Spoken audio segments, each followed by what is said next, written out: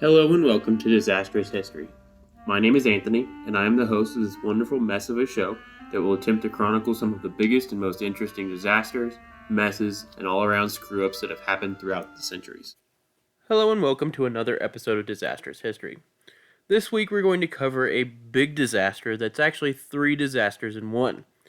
The Deepwater Horizon explosion, sinking, oil spill. Now, if you've been listening to this podcast, you'll know that our normal episodes are between 30 minutes and an hour and 15-ish minutes long. This is not going to be that.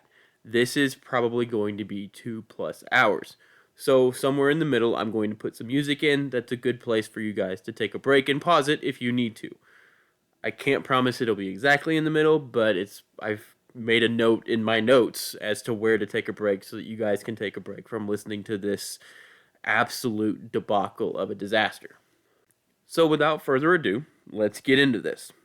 First, we need to talk about the background of deepwater drilling and the actual Deepwater Horizon drilling rig itself. Now, the history of oil drilling is long, complicated, and, well, messy. Obviously, we need to start at the beginning, 347 CE, in China, where they drilled into the ground to bring up petroleum to boil off water to get salt out of salt water. And then we fast forward a long time and get to what is debated to be the first modern oil well in the town of La Brea in Trinidad by the American Merrimack Company in 1857. From that point on, oil drilling exploded, both literally and figuratively. Literally, well, we will get to that in a bit, but figuratively, oil drilling went everywhere all over the world. By 1910, companies were drilling for oil all over the world, literally. But there was one thing that was consistent. Most of the drilling was entirely on land. Companies were doing exploratory drilling wherever they could get to, but it was almost entirely on dry land.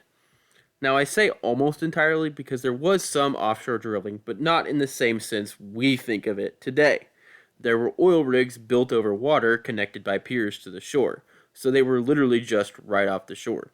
You could walk to the rigs and never need a boat. It was basically on land drilling. It was the exact same idea. It was just off the shore. Like, you could literally walk to it.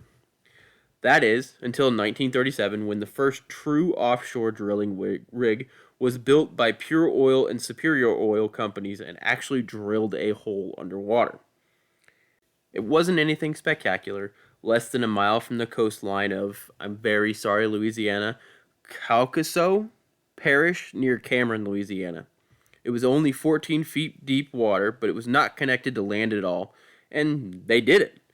Basically, they built a wooden platform, drove some wooden pilings into the sand, and put an on-land oil rig on top of the wooden platform. And boom, you have offshore drilling. It couldn't move. It was barely more than just drilling on land, but they did it. That first well went down 9,400 feet underground. Eventually, the area they were drilling in would produce 4 million barrels of oil. After getting swept away by a hurricane, of course, because disasters come up everywhere in this story. Anyway, this clearly wasn't a permanent solution. They wanted mobility for their oil rigs and to be able to go further out into the Gulf of Mexico, because who knows what kind of oil is sitting out there underneath all that water, and obviously we need to liberate it from the ocean. Thankfully, they decided they weren't going to use bombs to liberate it from the ocean. But they weren't there yet. First, they had to figure out how to get them even more mobile. So they started on inland waterways, because it's much easier to do testing on inland waterways that are much more stable and less subject to wind and storms and all that kind of stuff. Basically, what they did was they got barges, put a drill on the barge, then sank the barge down low enough that they could drill the hole into the water, into the ground underneath where the water was, and then when they were done, they refloated the barge, moved it out of the way, built wooden platforms over the well so they could maintain the well and keep the oil flowing, and then moved the barge on to the next place. Honestly, it's a pretty good idea if you think about it. They just built the barge big enough so that it would still be partially above water and then purposely sank it while still keeping the inside of the barge dry. It's a really smart idea. Now, obviously, they couldn't do that in the ocean because the ocean is, thousands of feet deep, and they can't just go around sinking things all willy nilly in the ocean. I mean, they can, but it would be extremely costly and annoying and completely and utterly impractical. But they hadn't given up on the whole fixed platform thing, partially because they didn't have the technology yet. So in 1947, the first oil well that was out of sight of land was built. It was a fixed platform on which the rig was set, but everything else was on a supply barge. So the actual drill itself was on a fixed platform, but literally all of the other supplies were on a boat. It was significantly cheaper to build the platform because it was literally just the rig, but this one was only in about 20 feet of water. It was still a permanent structure. They would need to get more mobile to go deeper and farther out. Not just because there was oil there, but because drilling on land was becoming overcrowded. World War II had just ended, and people were re entering the workforce. But there was another thing that was absolutely galvanizing the oil industry.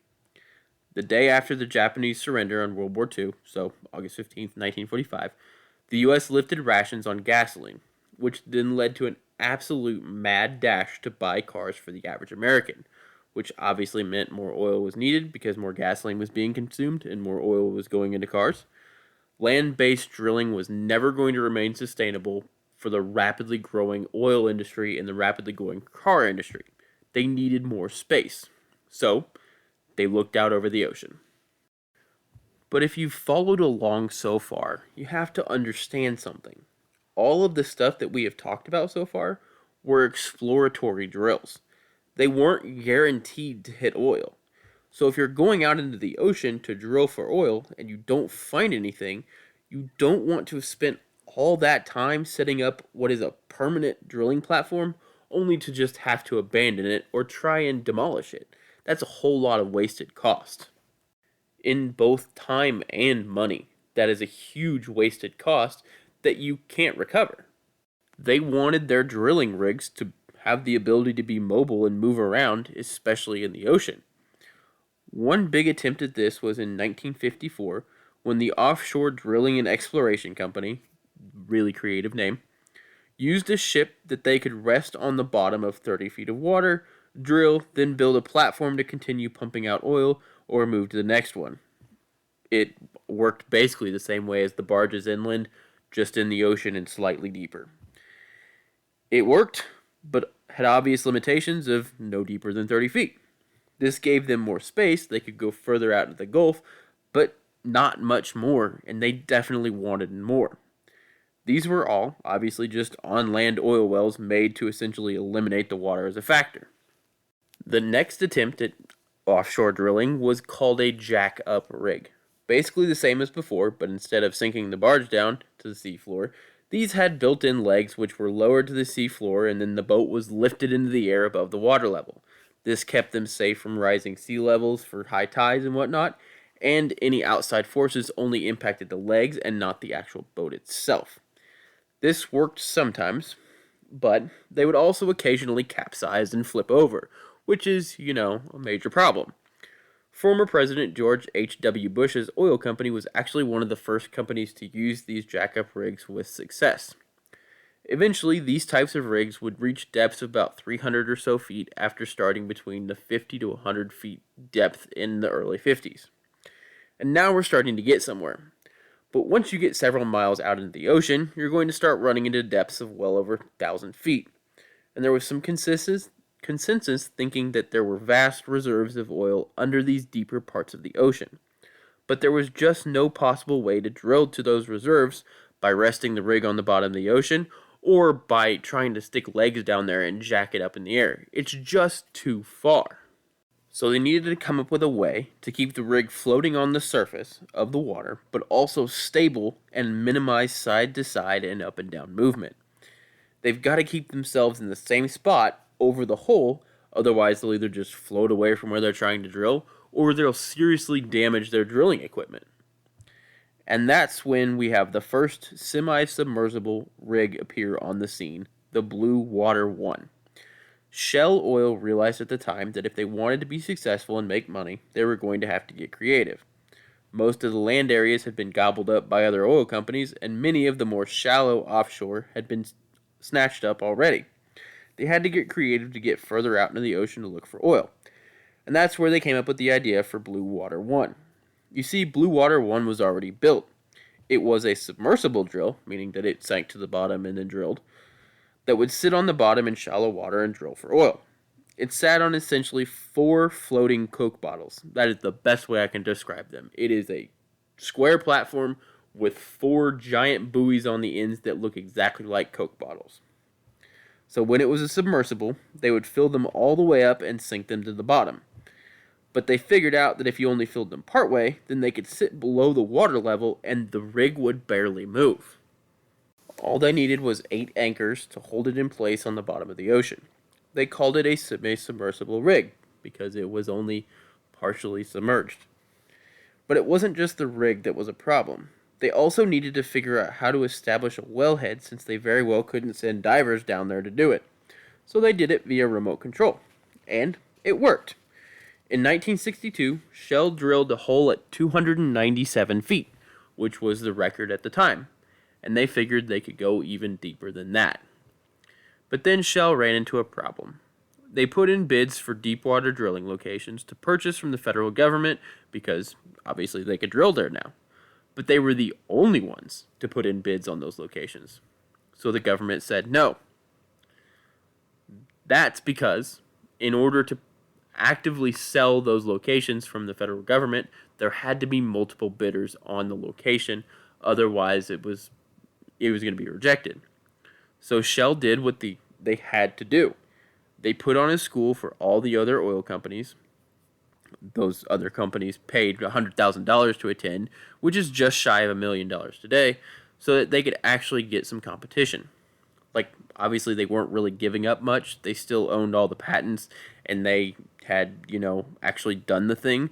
But they still came out with more money, and they could actually start doing the deep water drilling and exploring they wanted to because other companies had the knowledge. So then they would also bid on those locations so they could, buy them. It was a win-win for Shell. Like, they didn't give this technology up for nothing. They absolutely only did this in order to make themselves more money. I want to make sure that is clear. Many places and references and sources breathlessly describe this as a selfless act from Shell to bring the industry forward. It was not. It was entirely self-indulgent and to make themselves richer because otherwise they had developed all this technology for no reason. They literally charged everyone who went $1 million. They even charged the government $1 million to teach them this. It was not out of the goodness of their hearts. They knew that no one else could do it anytime soon because none of them had the technology and they had all the patents for it. So they could get other people to bid on it because they now had this knowledge of, oh, hey, maybe in the future we can do this. But Shell absolutely made out like a bandit on this and just got money from everyone at every location. But anyway, after that, offshore drilling went on a high-speed chase to its inevitable crash. They drilled deeper and deeper wells in more and more places with less and less oversight, which obviously, if you've been paying attention to this podcast, was going to end poorly if you've listened to literally any other episodes of this podcast. There were some regulations put into place by the federal government, which were promptly ignored or watered down to, yeah, we will have the safety equipment nearby somewhere, but we're not going to test it or train with it or really even know exactly where it is, and we will totally follow all the procedures that you said we need to, and definitely not cut corners at all, ever. Right. So then, in 1969, the very predictable ending happened, and they cut corners, causing what at the time was the largest oil spill in American history, the Santa Barbara oil spill off the coast of California. On January 28, 1969, drilling of a well on the rig A-21 suffered a blowout. They had reached the bottom of the depth they were attempting to drill to, and were in the process of evaluating the well for how well it would do. But there was a problem. You see, in these underwater wells, they are required to have casing inserted to help prevent oil escaping and drilling fluids escaping into the walls of the hole and caving the walls in, right? So there's conductor casing, which is at the top of the hole, there to prevent drilling fluid and all that from causing the surface of the hole to begin to erode away and cause problems. Then the next is surface casing, which is there to prevent the oil and natural gas from mixing up into the water and the rock around the hole and also to anchor any blowout protection they might have on the rig, and then also to support the casings further down the hole. Now, for the well that A21 was drilling, they were required to have 300 feet of the top conductor casing and 870 feet of the next level of casing. They applied for a waiver for the 870 feet of surface casing and were approved, and then were also told they only needed 238 feet of conductor casing. As they were finishing up, a volcano of oil, natural gas, and mud erupted from the well. They tried to place a cap on the well, but the pressure was too great. So they got a whole bunch of pipes, and then they got two massive blocks and smashed the top of the well closed. Case closed, right? Wrong. So, do you remember how I said they applied for a waiver for the 870 feet of surface casing? That's so they didn't have to use it. They decided that they didn't actually need that, and it turns out they absolutely did need it, because the oil and natural gas then began to seep up through fissures in the ocean floor and out into the ocean. You see, when all that mud and oil and natural gas was rocketing out of that well, that's because it was under immense pressure, which was fine when it was down in the ground, but now it's not down in the ground. So when they slammed those pipes together to seal off the blowout, the pressure had to go somewhere. That somewhere just happened to be between the seabed floor and out into the ocean.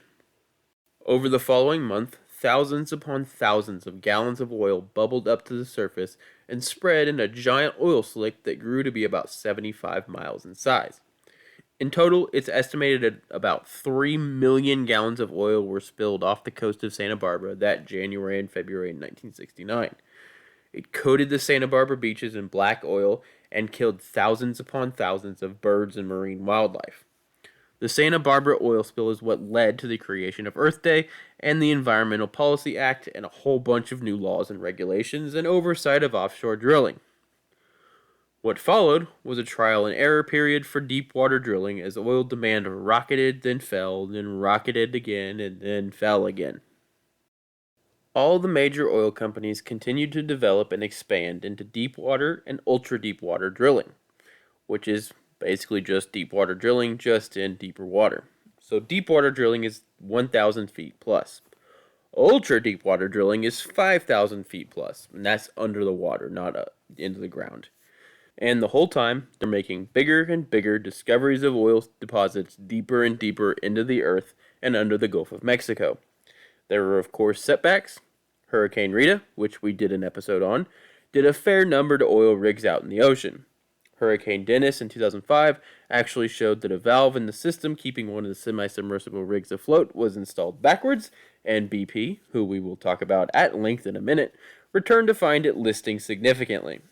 But hey, they were able to fix that, and fix a whole bunch of welds they'd done wrong, and get it back into production. The ultra-deepwater drilling was generally done with the semi-submersible rigs, and that's pretty much where it stood at the time of the Deepwater Horizon disaster in 2010. But we have more background to do. I know, it's a lot, but we needed all that. And now we need to know about the companies running Deepwater Horizon, because it's important to know the full story and the full situation of what we're going to go into. So, Deepwater Horizon was being run by a company by the name of Transocean on behalf of BP, or as some people still know it, even though they don't go by it officially, British Petroleum. So let's first get into the history of BP. BP started out from one man and a group of, shocker, British geologists in Persia looking for oil. That man's name was William Knox D'Arcy. The Anglo-Persian Oil Company was then incorporated in 1909. That's the original name. Then, in 1914, at the insistence of Winston Churchill, the British government acquired a controlling interest in the company. From then on, the company made pretty decent money. In 1935, it was renamed the Anglo-Iranian Oil Company because Tehran changed the name of the country from Persia to Iran, but it wasn't all sunshine and rainbows. Conditions working for the AIOC were absolutely terrible. That's Anglo-Iranian Oil Company. It's just significantly easier to say AIOC. But anyway, people were subjected to extreme temperatures and lived in housing conditions that were terrible, for lack of a better term. It was straight up just awful. People regularly died. They lived in absolute squalor. borderline, just not even borderline, just the worst conditions you can imagine. And then we get to the big moment. Well, not the big moment this episode is about, but the other big moment in BP history. Operation Ajax, Operation Boot, depending on if you're in the US or the UK. You see, Prime Minister Mohammad Mossadegh wanted to audit the AIOC to make sure that they had paid what Iran wanted as equal share for drilling in Iran. The AIOC refused to cooperate with that because they very clearly did not want to share money. So, the Iranian government voted to nationalize all oil industry in the country in 1951. This then led to the British government, remember, owns a controlling stake in the AIOC, started a worldwide boycott of all Iranian oil. That was openly. Like, they openly started a boycott of all Iranian oil to bring them back to the negotiating table so that they wouldn't have to pay this money and they wouldn't get audited. Secretly, though, they began to orchestrate a coup against the Prime Minister and Iranian government in cahoots with the US government, which they then put forth. On August 15th, 1953, the coup began and immediately failed. The Shah of Iran fled to Iraq, then off to Italy, and the general, who was supposed to assume the role of Prime Minister, went into hiding. The CIA called off the coup attempt in a telegram to the CIA station in Iran, saying this view, on basis evidence available to it, is that operation had been tried and failed, and we should not participate in any operation against Mossadegh, which could be traced back to U.S. and further compromise future relations with him, which may become only course of action left open to U.S. In view foregoing and in absence strong contrary recommendations from you and Ambassador Henderson, operations against Mossadegh should be discontinued. Ambassador Henderson was Lloyd W. Henderson, who was the U.S. ambassador to Iran at the time. That telegram was definitely received by the CIA operatives in Iran and by Kermit Roosevelt Jr. Yes, grandson of Teddy Roosevelt, the president. And Kermit Roosevelt Jr. proceeded to ignore it and start a second coup. And yes, this one worked. And then the AIOC immediately tried to get their oil fields back and did not, because the nationalization was too popular, so they ended up sharing 50-50 profits with Iran anyway, which is explicitly what they said they weren't going to do before the coup. So, basically to sum that up, they tried to do a coup, failed. The CIA told them to stop. The CIA in Iran did it anyway. That one succeeded. They put in a new regime that was loyal, for lack of a better word, to the AIOC. But the nationalization of the oil was already so popular in Iran that they literally couldn't change it, so they instead agreed to the original proposal before the coup. Literally just caused all of these problems to achieve exactly nothing. Then, in 1954, the AIOC changed their name to BP, or British Petroleum, most likely to get away from the stigma the old name had, and because the old name gave off shades of imperialism, which they were trying really hard to get rid of. Now, I want to just take a moment to point out something fascinating and just a great example of pure propaganda. If you look at BP's website, like their current website, they have their own history of BP portion of the website, and it basically lays out everything from the beginning right up until today. None of what I just told you appears on there. Absolutely none of it. The boycott appears, but it makes no mention of the coup, or the second coup, or the actual overthrow, or any of that. It just says that there was a boycott when they decided to nationalize the oil, the Iranian economy was in ruins, and that mobs in the street demanded the Prime Minister's resignation. Which is technically true, if you strip away all of the bribing and scheming and, complete context surrounding what happened there. And then it continues on saying, when the parties returned to the table, they hashed out a new arrangement, completely and utterly ignoring the fact that one side had been forcibly changed by their side of the table. Because putting your own person on the other side of the table makes your negotiations much easier, even though they achieved absolutely nothing. It's a fantastic example of propaganda. The BP website doesn't explain why they changed their name to BP, but we know why. Anyway, moving on from that, the next incident we need to stop at is the SS Torrey Canyon. In an effort to save time, the captain of the SS Torrey Canyon attempted to take a shortcut and ran the ship aground on a reef west of the UK. And that's when the cargo of 110,000 tons of oil began to leak out. Realizing they needed to do something with their now leaking cargo ship, BP, aka the British government, sent out several planes from the Royal Air Force to blow up the ship and sink it 10 days after the leak had already started. They dropped 41 bombs on the ship, ultimately hitting with 23 of them. They also used napalm and kerosene dropped from planes to burn off the oil. Eventually, the ship sank, but the oil spill spread all over the area and killed thousands of birds and marine life. You'll start to see a theme here. In 1987, the British government sold off their remaining shares and no longer held a stake in the company. Now we're going to fast forward a bit more. Just know that the 80s and 90s, BP did alright. Not spectacular, not terrible, just kind of existed. That brings us to 2005. You see, in 1999, BP purchased the oil company Amoco. With that purchase, they acquired a refinery in Texas City.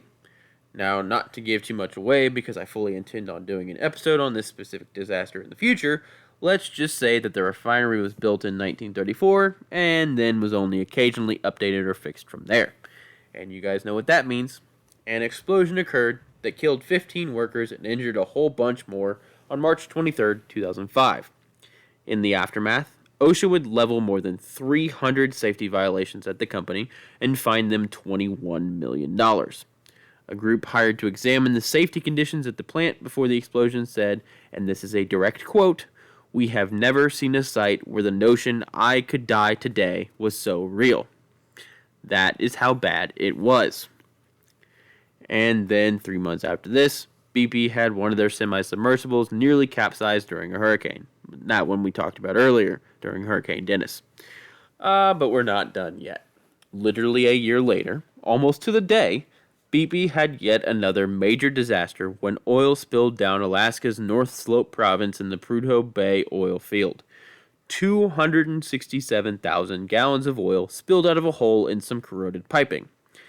And then in 2009, OSHA went back to Texas City, yes, the same exact refinery, and found 700 more safety violations and imposed a fine of $87.4 million. Basically, BP has a long and storied history of doing anything and everything they can to cut corners, skimp on safety, and save whatever money they can, no matter who or what it hurts. And that brings us up to 2010, when all of that finally came back to bite them in the rear end. So with all that, we are now caught up on a crash course in deepwater and ultra-deepwater drilling and the history of BP. We are finally at the point of the actual disaster. Kind of. We have to set the stage here a little bit. The location of this infamous event was called Mississippi Canyon Block 252 in the Gulf of Mexico off the Louisiana coastline. The rights to drill for oil in this area were purchased by BP in March of 2008 for a solid $34 million. Because saying Mississippi Canyon Block 252 is an absolute mouthful and no one would ever remember the name, BP held a contest among its employees to name the new lease spot. The winning name was Macondo. Now, for those of you unaware, the name Macondo is the name of a fictional town in the book 100 Years of Solitude, which is an absolute downer of a book in which a family lives in a town that is cursed and horrible things happen to them over and over and over again, because foreshadowing is always fun. The Macondo location was being estimated to contain about 50 million barrels of oil, and that's not a joke. That's literally the name of the town, the cursed town. That is literally the name of that won an internal contest at BP. Like they could not have picked a better name for this location. Before even beginning the drilling at Macondo, BP had to submit an initial exploration plan for drilling in Macondo. I'm not going to go into super detail about it, it's pretty standard stuff, but there is one detail I would be remiss not to mention. there is a section on oil spills information. None of it was required to be included in the report because it was under an overarching spill system put in place by BP. So basically, they didn't have to have like a specific oil spill plan for this particular well. However, 3 separate times in the report, BP states it is unlikely that an accidental oil spill release would occur from the proposed activities. Basically, BP wrote off Macondo as being unlikely to cause a spill, and whatever they had in place at the time would be more than enough to cover any spill. They also said that the well was so far from land, 47 miles, that it would never reach land. They could not have a spill big enough to make it all the way to land before it was contained or collected. If that had been the case, we wouldn't be talking about it. So anyway, Macondo Oilfield was owned by BP, and drilling first began in October of 2009 by a semi-submersible rig named Marianas that was owned by Transocean that was being run on behalf of BP. They were drilling away in the Gulf when the rig got smacked by Hurricane Ida, which damaged the rig and made them give up after only drilling 4,032 feet under the sea floor. So they had to change tactics, and that's where Deepwater Horizon comes in. Deepwater Horizon was a semi-submersible rig. Remember, that means it had, at this point, the new design was 2 pontoons located under the water that sit low enough that they are not impacted by waves and give the rig a nice balanced float on the surface for easier drilling. So, the way this semi-submersible works, so the original one, the Blue Water one, had 4 different pontoons that you would fill partially with water and they would sink down and it would sit and the waves wouldn't move the rig and it was anchored to the sea floor. The way Deepwater Horizon was made was imagine a pontoon boat, except the pontoons are sticking way down. They fill the pontoons with water, it sinks down below, and then it just sits there. And instead of being anchored to the sea floor to keep it in place, it has thrusters on all sides to keep it in location through GPS. The Deepwater Horizon is operating in such deep water that actually anchoring it to the seafloor is almost impossible. So they're using thrusters and GPS to keep themselves centered over the well to make sure they don't damage the riser and all of the drilling equipment that's going down into the hole. That's important. And also the other important part is there are only 2 pontoons that run the entire length of either side of the drilling rig. So when it's full of water, it sinks down, it doesn't move. When it needs to move, all the water's pumped out of the pontoons, it rises up, and then it can travel as a normal boat. In total, the Deepwater Horizon was 396 feet long by 256 feet wide and 136 feet tall. The official listing stated that it could drill to 30,000 feet in maximum depth, but earlier in 2009, they had reached a depth of 35,050 feet, which made it the deepest drilled oil well in the world. Now, BP did not own Deepwater Horizon, it was owned by Transocean. BP would design the well and how to drill the hole, but all the work would be done by contractors and Transocean with BP on site to do supervision of the well.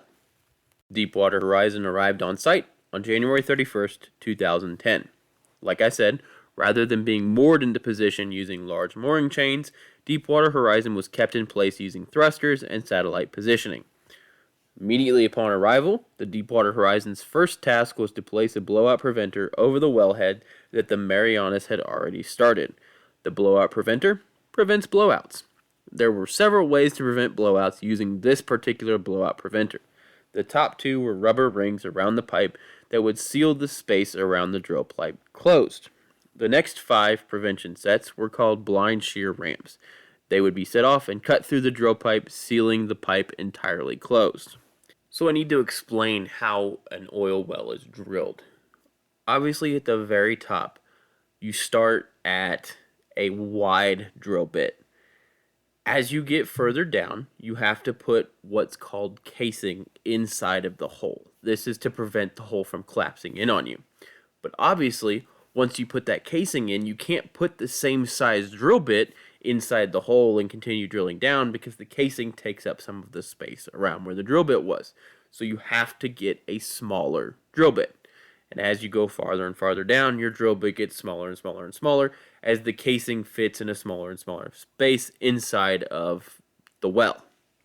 Basically, it's like a telescope underground. So when you, like a pirate's telescope, when you pull it out, it's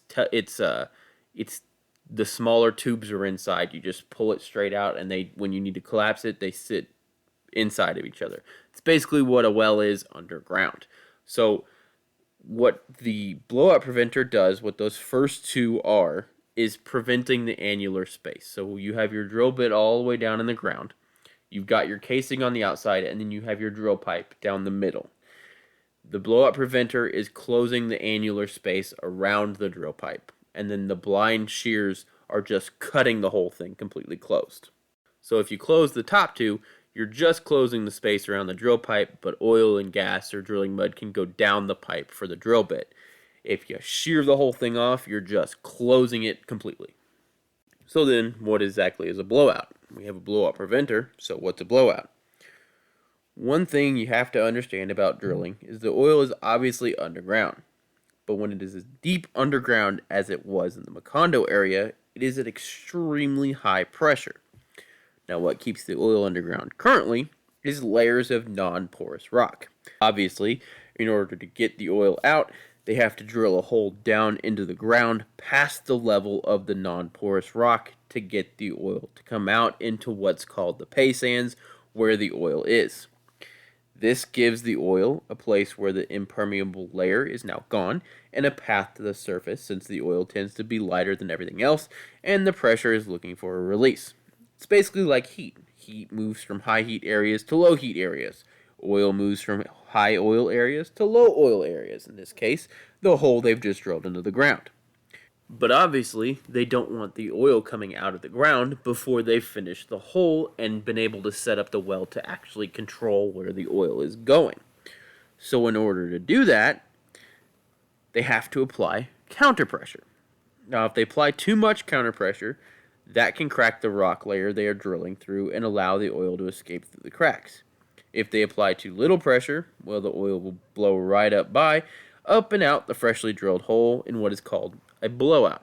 Now, how do they apply this counterpressure? They use what's called drilling mud. They put enough drilling mud down in the hole, they pump it down on top of the drill bit, and the weight of that drilling mud keeps the oil down in the hole, doesn't allow it to seep back. But if you apply too much, it will overpressure and push the oil back out from the drill bit out into the porous rock and up and out and cause a whole bunch of problems. So in order to prevent this, they install the blowout preventer to seal all the ways the oil could come flying out.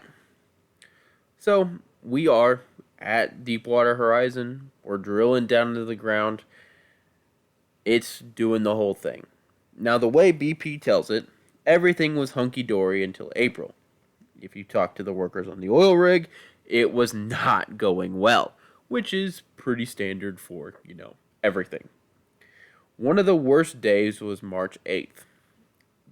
On that day, mud had begun to flow into the cracked walls of the formation, drilling mud, that is. This caused the pressure coming from out of the hole to be greater than the pressure that was being pushed into the hole, and the rig kicked, jamming the drill bit, or not the drill bit, but the drill pipe into the wall of the well. Everything had to stop while the drill pipe was unstuck from the well. It stuck for 9 days. So much gas was emanating from the well and up and around the Deepwater Horizon that cookouts to make food were banned for fear of causing, ironically, an explosion. But despite several more kicks, they eventually hit the actual location of the oil. But they also exceeded the pressure of the formation with drilling mud, so it cracked and drilling mud started to flow out into the foundation instead of back up to the oil rig like it should, yet again. They were able to fix the cracks in the formation, but realized something. If they kept drilling deeper, the pressure imbalance would keep happening, and that means less oil and a smaller payday. So they decided to stop there for the integrity of the well. at 18,360 feet below the surface of the Earth, which is short of the 20,200 feet that they had planned on drilling, but they succeeded. They figured there were 50 million barrels of oil in the location, and it would be worth setting up for oil production, and that the well would be stable. What they had to do next is pick which type of casing they wanted for the hole. There are two types of casings. One is called long string, which is basically just a single long metal pipe that runs from the wellhead all the way down to the place where the oil is. The second is called a liner. This is set down deep into the well and anchored to the casing already in place from drilling the well. A liner is more complicated to place and oftentimes leads to more leaks. The original plan was to place the long string, but testing showed that it would not be reliably cemented into place, so they switched to a liner. But BP used one of their experts to retest the testing that Halliburton, the company that was doing the cementing, did, and found that a long string would work, so they switched back. Now, in order to place this in the proper location and make sure that the casing is in the center of the hole, they have what are called centralizers. These are important because when the cement is flowed down into the piping, it goes all the way down, then flows back up, all the way up on either side to cement the casing inside the already drilled hole into place. If these centralizers are not installed correctly or move, then the production casing will be off-center and the cement will not flow perfectly around and fill in all the gaps. I'm going to try and describe this as simply as possible. So when you're drilling the well, your hole is inevitably bigger at the top than it is at the bottom. We've talked about that. Because of the pressures, casing has to be placed deep into the hole to keep the hole open as drill goes deeper. We talked about that. Once that casing has been placed, obviously the drill bit has to get smaller to fit in the casing. Talked about that. Rinse and repeat all the way down until you get to the oil layer. What we're talking about here is a single pipe that goes all the way down to the bottom of the hole, but it has to be directly in the middle of the hole, because the rest of it around that pipe is going to be full of cement to keep it in place. If it is not perfectly centered, the cement will flow to the path of least resistance, aka the place with the biggest area. So, if you've got it kicked somewhat to the left, the area on the right is going to be larger. That means that the cement is going to want to go to that direction because it takes less pressure to get there because there's more space. That means there's not going to be as much cement on the left side of your pipe, and you're not going to get the cement there that's going to seal the oil coming up and make the oil go up the production casing. Imagine the production casing is a straw, except your drink is at super high pressures and 5,000 feet underwater and then 20,000 more feet underground. And if you don't do it right, it will go flying up in your face all around the straw, and the coke will kill everything it touches. That's basically what oil drilling is deep underwater. All that to say, the original plan called for 16 or more centralizers to be placed on the long string. One of the Halliburton engineers even ran simulations showing the need for all those plus some extra centralizers. The BP Wells team leader complained that the additional centralizers would add extra time and work for the installation of the long string, and added a bunch of pieces that could come off during installation. So, they decided to only go with 6 centralizers, which you'll notice is significantly less than 16.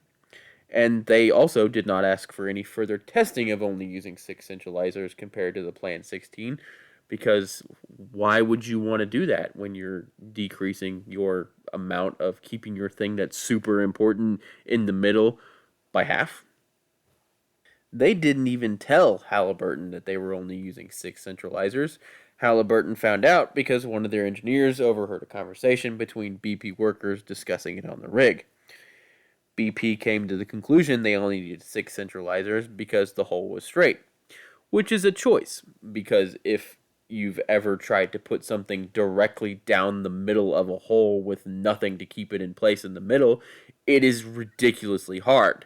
Now imagine that is a 20,000 foot long hole. Just to give you a good idea of where BP stood on this whole centralizers thing, they literally ended an email discussing only using the 6 centralizers with But who cares? It's done. End of story. We will probably be fine and will get a good cement job. That is a direct quote, just so we're all aware of where they stood. The long string was officially installed in its final position on April 19th, 2010. Then became time for the cementing of the hole. Now this process is complicated. I mean, it's in a hole, deep under the ocean, deep underground.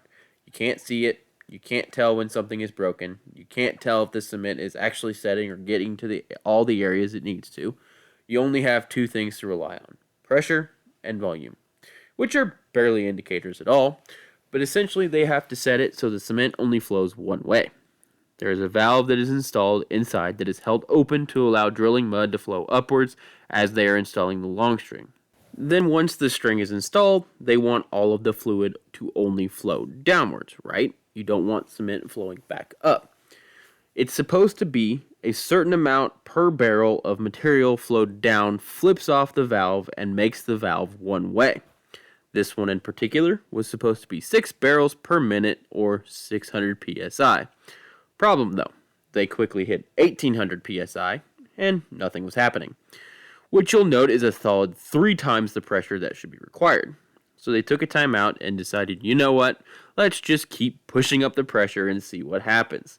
Eventually the pressure hit 3,142 psi and then plummeted, indicating that the valve had fixed itself and the material was flowing. Then came time for the cement.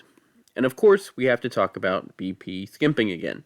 They openly admitted at this point that their number one concern was another loss of product incident after the kicks earlier. There were 3 choices that BP made that imposed restrictions on Halliburton's cement job. Number 1, they normally will completely circulate the drilling mud in the hole to check for oil in the bottom of the well before cementing, and it also cleans out the well, which allows for better cementing. Normally this takes about 2,760 barrels to completely clear the well. BP allowed 350 barrels to be circulated. The second decision was they decided on a lower rate of cement pumping into the well. They need to use the cement to push the mud from the space around the casing. Higher flow rates obviously help create more pressure to move the mud out of the way. BP decided that the higher flow rate was an unacceptable risk to their returns because it could break the surrounding rock formation and allow the release of more oil, and so demanded a lower flow rate. And the third decision was that BP limited the amount of cement that would actually be put down into the hole. They mandated that the cement in the annular zone, space between the outside of the hole and the production casing, which is basically the same as the casing around the actual hole itself, and what used to be the drill pipe is now the production casing, would extend no more than 500 feet above the hydrocarbon zone where the oil is. This fulfilled the government's requirement, but not BP's own requirement of 1,000 feet. So why so little? They were afraid if they pumped too much cement in, it would place too much pressure on the oil layer and break the formation, allowing the oil to escape. Not to cause an oil spill, but that they wouldn't be able to get it out. In the end, they pumped 60 barrels of cement into the hole, which BP engineers realized was not enough. But that's what they did. Now that's how BP screwed this up for Halliburton. And that's got you feeling a bit bad for Halliburton, right? They were unfairly constrained by BP's demands. Yeah, hate to break it to you, they're not innocent here. BP and Halliburton decided to use a nitrogen foam cement. It's basically cement injected with nitrogen bubbles. It lightens the cement and therefore decreases the amount of pressure put on the rock formation holding the oil. Now normally, the cement to be used on the well is flown back to a laboratory for testing to make sure it will still work. This was done numerous times by Halliburton. They tested once in early February, and the cement failed spectacularly. This was never reported to BP. Once again, on February 10th, they tested again, which then failed again. This report was sent to BP, but no discussion of the failure happened. And then they tested again sometime in mid-April. That test also failed. That one was also not reported to BP. They then decided to run the test again. They started the test at approximately 2 a.m. on April 18th. Remind you that this is the 4th test they're running on this cement. The previous 3 failed. The test takes 48 hours to finish. Considering the explosion happened on the 20th and the cementing was done by 12:40 a.m. on the morning of the 20th, it appears that Halliburton had no idea what the results of this testing were and just went ahead and cemented it anyway with 3 failed tests in hand. Good choices. So why all the shortcuts? Well, the well was running 5 weeks late, which adds up real quick if the price of running the thing is $750,000 a day. So they wanted to save money and get the well done and in production. Just before 6 a.m. on April 20th, 2010, one of the Halliburton crew members sent an email saying, "We have completed the job and it went well." Another email was sent to the BP team that said the Halliburton cement team did a great job. The music is playing here to tell you guys that this is probably a good time to take a quick break if you need to pause before we finish out the rest of this episode. There's likely a lot more left. Before we get into the next part of the story here, I need to tell you something that just adds to the weird foreshadowing of this disaster. On April 20th, 2010, the vice president for drilling for BP and 3 other executives were literally on the Deepwater Horizon to celebrate 7 years without a lost time incident, aka no major breakdowns or disasters on the rig. Sometimes things are just too ridiculous. This is true. They were on there to celebrate going 7 years without anything going wrong. And it's just gonna go really, really wrong really, really quick here. So, the next phase in this was to temporarily abandon the well because the production equipment would be installed by a smaller and less costly rig. So the first part of the temporary abandonment was a positive pressure test to make sure that the production casing could withstand pressures. So they pulled the drill pipe out and closed the shear ram portion of the blowout preventer and then ran fluids through the well for 35 minutes. First at 250 psi, then again at 2500 psi. The well passed both. The next step was called a negative pressure test. Basically, the crew needed to find out if the cement at the bottom of the well and along the sides had held up well enough to prevent an oil leak once the drilling mud had been removed and the well had been abandoned. Because removing that drilling mud obviously removes the downward pressure that's holding the hydrocarbons in place. So they removed the mud and drained the drill pipe pressure down to almost 0. But there was a problem. They could not get it to 0. The lowest they could get it was to 266 psi. And then when they closed it, it shot back up to over 1000 psi. They then tried again and managed to get it to 0, but when they closed it, it went right back up to over 700 psi. That's not supposed to happen. If it was holding properly, it should stay at 0 psi once they close the well. So they tried a third time. Same thing. Got it down to 0, closed the well, immediately shot up to 1400 psi that time. So they then decided on a different tactic. One of the crew members said that the pressure was being exerted onto the drill pipe from drilling mud in the riser above the hole, so above the actual blowout preventer. The riser is the part where the mud is flowed back up to the rig. So they had removed the mud from the drill pipe and replaced it with water, and then put the mud in the riser, because the water is obviously lighter than everything else. The crew member was saying the pressure from the riser was causing the pressure they were seeing when they closed the well. So they should instead test it on a different pipe called the kill line that also helps to regulate fluids in the well. This one stayed at 0 psi for 30 minutes, even though the pressure on the drill pipe the entire time was 1400 psi. It never changed, the pressure never went down to 0. In order for a positive, a good result, passing result for a negative pressure test, it has to be 0 psi when they open the well, and it has to remain at 0 psi once they put the seawater in and close the well. It never did that. Now we obviously know that the only reason there was pressure on the drill pipe was because there was a leak in the well. Why they didn't see this, I don't know. And neither does, well, anyone. It almost seems like they just wanted to get the well from hell done. So they moved to the next step. The next step was then removing all the drilling mud from the well and sealing it at the top. This started about 8:02 p.m. So one of the things to understand about this is the volume and rate of flow coming out of the well should equal the volume and rate of flow that is being pumped into the well. It's a closed system, it should all be equal.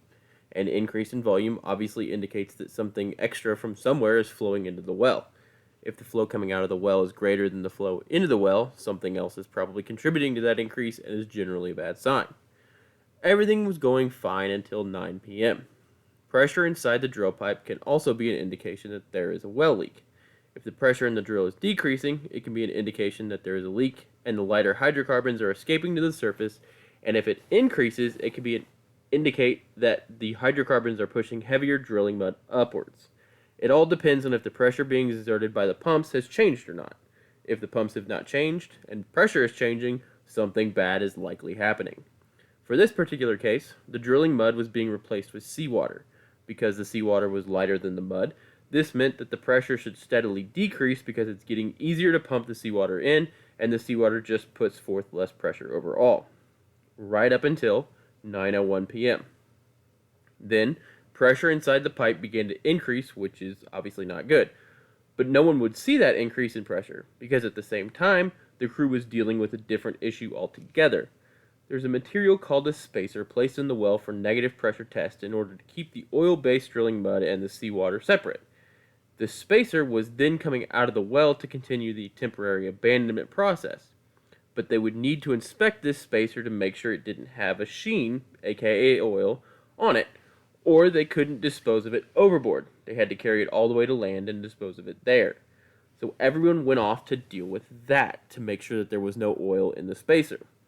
Critically, they shut down the pumps to do so. Now think about this. If the pumps are not running, the pressure inside the well should be remaining steady at best or slightly decreasing, right? There should be no movement inside the well to change any of the pressure. The pumps were shut down at 9:08 p.m. They would be shut down for a total of 6 minutes. During those 6 minutes, the pressure inside the drill pipe went up 250 psi. No one noticed. The only reason, and I'm not exaggerating, the only reason for pressure to increase in the drill pipe was for there to be a leak inside the well. There is no other explanation. But they turned the pumps back on and without realizing what was happening. At 9:18, a pressure relief valve for one of the well pumps blew. Several crew members were sent to fix this pressure relief valve. Sometime between then and 9:30, Dewey Rivette, Transocean's driller, noticed a weird difference in pressure between the drill pipe and the kill line. Trying to figure out what was going on there, they shut off the pumps at around 9:30. At 9:39, the drill pipe pressure tanked. This meant that the hydrocarbons had made it past the drilling mud and were now escaping the well. They were at the point of no return. Floor hand Caleb Holloway and Dan Barron were working on the main deck when Caleb just happened to glance up. Drilling mud was blowing out of the well like a water fountain. He realized that no one was on the drilling floor to deal with the blowout, so he sprinted up there with Dan directly behind him. Getting close to the drilling floor, he realized he couldn't go any farther. He radioed to Dewey to see what he needed to do, but got no response.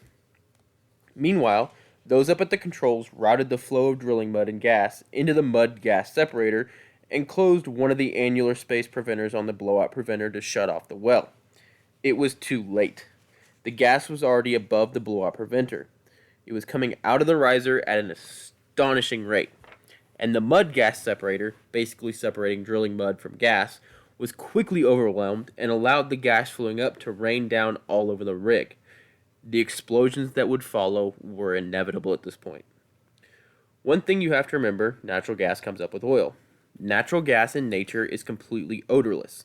The reason it has that rotten egg smell is because we add what is called mercaptan to the gas because of various disasters in the past, namely the New London school explosion.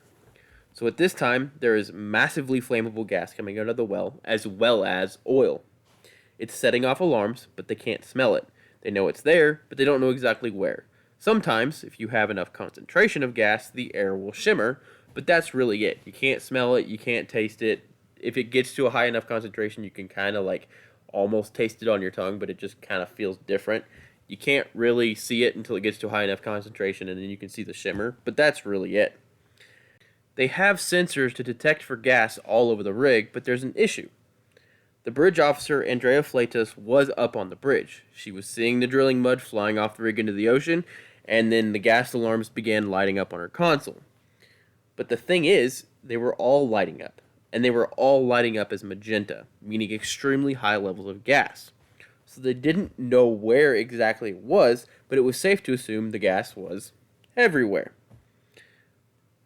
But she didn't know what to do. There were so many alarms and so many things going off all at the same time that she basically froze in place and did nothing. Meanwhile, Caleb Holloway and Daniel Barron were in the heavy tool room on the drilling floor, and that's when Caleb could see the haze. He began to be able to taste the natural gas in the air.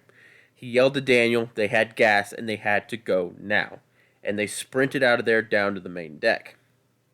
So this was obviously bad, and it was going to continue to be very bad. They had reached the point of no return where an explosion on the rig was all but guaranteed. But they could at least shut the well off and prevent more oil and gas from escaping, right? That's the whole reason the blowout preventer exists. They attempted to do so. They closed an annual preventer and a variable bore ram by 9:46 p.m. But that is part of the problem. Neither of those closed the entire drill pipe. And the gas was coming out of the drill pipe. And it's likely that the flow rates out of the riser and the gas and the drill pipe at this point were too high for either of those to actually do the job effectively. They could not close because the flow rates were so high that it literally was preventing them from closing. Hydrocarbons were still actively coming up past those two failsafes, but they had one more trick up their sleeve. The hydraulic shears specifically designed to cut through the well pipe and seal the entire well. One thing though, Transocean's well control handbook specifically said the shears should only be used in, quote, exceptional circumstances. So were these exceptional circumstances? Because this kills the whole whale. Straight up shears it completely closed. It would cost thousands upon thousands of dollars and a ton of man hours to fix the well. Everyone on board was hesitant to press that button. They all knew that if it was deemed not worthy of being an exceptional situation, it could be their job on the line. No one pushed the button. It also likely didn't matter. Subsequent investigations showed that the blowout preventer had never had the maintenance inspection the manufacturer required every 3 to 5 years. That particular preventer was 10 years old. And even more investigations showed that the preventer suffered from a host of issues that were ignored because, well, why fix them if you're never going to need it? Things like dead batteries and leaking hydraulic lines were rampant. So who knows if it actually would have worked if they hit the button. You gotta love that on your one failsafe. There were 3 places that held controls for the alarm system that could sound the general master alarm, signaling an immediate evacuation of the rig, and kill the ventilation system, electrical system, and the engines. Those 3 places were the bridge, the drill shack area, and the engine control room. Anyone in any of those places could hit the button and kill essentially all ignition sources and stop the spread of the rapidly releasing flammable gas. Originally, the evacuation alarm was supposed to be automatic whenever the system detected large amounts of gas. Transocean changed that because they wanted it to be manual and said that automatic alarms were less safe than manual alarms. But it also didn't matter because the person at the alarm panel on the bridge, Andrea Fleitas, had never been trained on how to do any of it. So that's good. So the bridge isn't hitting the button. They openly stated that the situation was overwhelming and no one had prepared for that many alarms and that many things going wrong all at once. But what about the engine control room? They also had controls to kill everything and set the alarm off. Well, they received 2 calls which essentially gave them no information. They thought it was just a routine kick and everything was under control. They had no idea that gas was actively flowing to the engines that they sat between. Literally, the engine control room sat between 2 of the engines. 2 of the 6 engines were actively running, engine number 3 and engine number 6. And guess where the control room was? Directly between engine number 3 and engine number 6. But again, they had no idea what was happening. If they killed the engines then, the rig could float away from the well while it's still connected, potentially severely damaging the equipment. If they did with no knowledge of what was actually happening, that was a multi-million-dollar damage that they did not want to be responsible for. So they waited. And that leaves the drill shack. The drill shack shut down the electrical and ventilation controls near the drilling floor, because they obviously knew what was going on. We know that because William Stoner, one of the crew members in the engine control room, saw the lights turn off on the monitor. We don't know what exactly happened in the drill shack all the entire time, because the men inside died in the subsequent explosions and fires. About 9:49 p.m., Engine 3 began to rev extremely quickly. Mike Williams was in the electronics shop next to Engine 3. He got up from his desk to go figure out what was happening when his computer monitor exploded. Then light bulbs began to explode. He turned to look at his computer monitor to figure out what exactly just happened when he got hit in the head with a door. Everything around him exploded. This was the first explosion. He managed to stay conscious and stuck a pinlight flashlight in his mouth and began to crawl where he thought the door was. He hadn't made it very far when a second explosion blew him 30 feet the other way. The man was covered in blood and probably in extreme amounts of pain, but he started to crawl again. He crawled across two men laying on the floor he thought were dead because they didn't respond and made it to the lifeboat deck. But instead of launching a lifeboat and saving himself, he decided to head to the bridge. The large concentration of gas had finally reached the engines, made them rev up because they were adding fuel, then found an ignition point. What that ignition point was doesn't really matter. Could have been anything. All that matters is the first explosion was likely centered at engine number 3. Then a few minutes later, a second explosion hit engine number 6. Now this is good a time as any to remind you, it's not just oil workers on this ship. It's a full crew. Like, they have cooks and cleaning people and the whole 9 yards. They're out there for weeks and months at a time. There were 126 people on board this rig at the time of the blowout and subsequent explosions and fires. So the bridge decided to set off the general alarm after the explosions because, when else are you going to set off the alarm? Obviously, testimony differs here, but several people say that after activating the alarm, Andrea froze up and didn't know what to do, so a different worker got on the intercom and yelled, "Fire, fire, fire." Just before the explosion, Chief Engineer Steve Bertone had sat down in his bunk to read a book. He heard a noise like a freight train and felt the rig shake. Realizing that was not normal, he got up and started to get dressed, and then the lights went out. Getting dressed a bit faster now, he was immediately rocked across his room by the second explosion. The first explosion is the one that made him get up out of bed. He got up, undeterred, and made it to the hallway, where he hollered at several people to get their emergency stations, then headed for the bridge. What he found when he got there was Captain Cookus screaming at Andrea Fleitas for pushing the Mayday distress button, despite the fact that the ship had no power, no engines, and a massive, uncontrolled, and uncontrollable fire on board.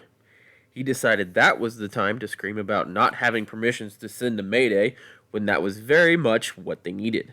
But whatever. It was right after this that Mike Williams, if you remember Mike Williams, the dude that got hit in the head with a door and was bleeding, arrived at the bridge. And this had to have been an interesting sight for the people on the bridge because he's literally bleeding from his head. It's gushing all down his face, all down his shirt. He walks in and told them that the engine control room was gone. Steve Bertone replied, probably a bit incredulously, "What do you mean, gone?" "They were blown up, my man." So they are completely powerless. They have no engines. They have no electricity. The entire rig is burning. There are explosions happening all over the rig. And they are tied to a giant fire hose of one of the most flammable materials known to man.